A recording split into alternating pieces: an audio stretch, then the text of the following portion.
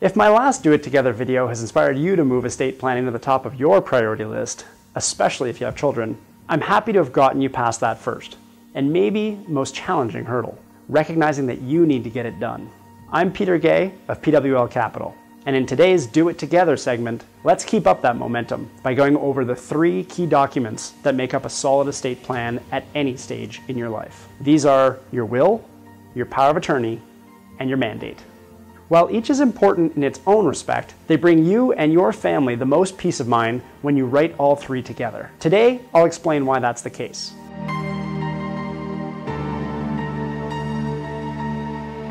Worst case scenarios. Even though we find it hard to believe they can happen to us, we know they sometimes do. We can get injured or called away from our daily routine in any number of ways, and in the extreme, meet an untimely death.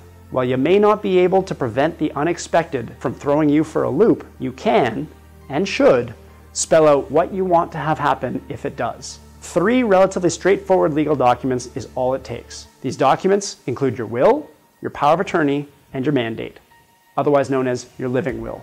Let's take a look at each one and how they operate together. First, there's your will. Your will answers 3 questions I brought up in my last video. Who will inherit your estate? Who will administer your estate?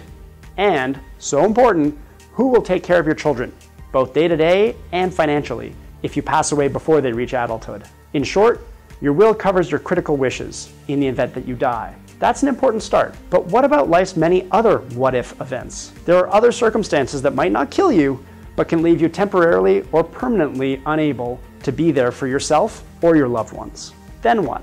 Your will is of no use in these circumstances, and yet you probably don't want others making critical decisions for you when you could have made them for yourself in advance. For this, you need those other 2 documents. In contrast to your will, which only takes effect in the event of your death, your power of attorney and your mandate apply while you're still alive. A power of attorney is your legal lifeline if you want or need someone else to manage your property on your behalf. A power of attorney can be narrowly defined, such as giving someone the ability to access your bank accounts or pay your bills for you for a specified period of time. Or it can be a broader brush, such as granting someone full authority to access and administer all of your worldly goods indefinitely until the power is either revoked or otherwise ends.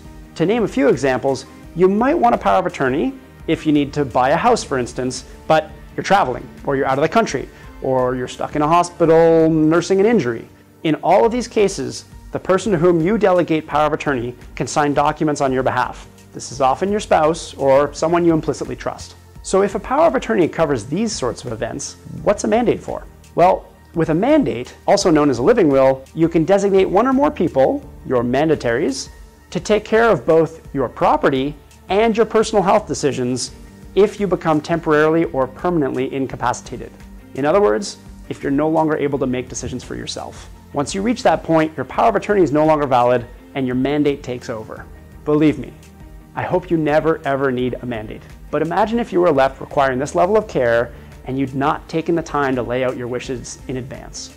That not only reduces the likelihood that your wishes will be met, but it can leave a very painful questions unanswered for your loved ones to guess at. Both are preventable through a little advanced planning. Okay, I know I'm being a little heavy here, but having just welcomed my daughter into the world last fall, the subject's been on my mind. My wife and I have our documents in place, and we keep them updated regularly. In the spirit of Do It Together financial planning, I want to help you do the same. Next up, I'll explore some of the differences between creating wills in Quebec and Ontario, as well as how each province handles your estate if you die intestate without a will. One more thing, sign up for my Do It Together YouTube channel, where I'll cover more financial planning topics like this.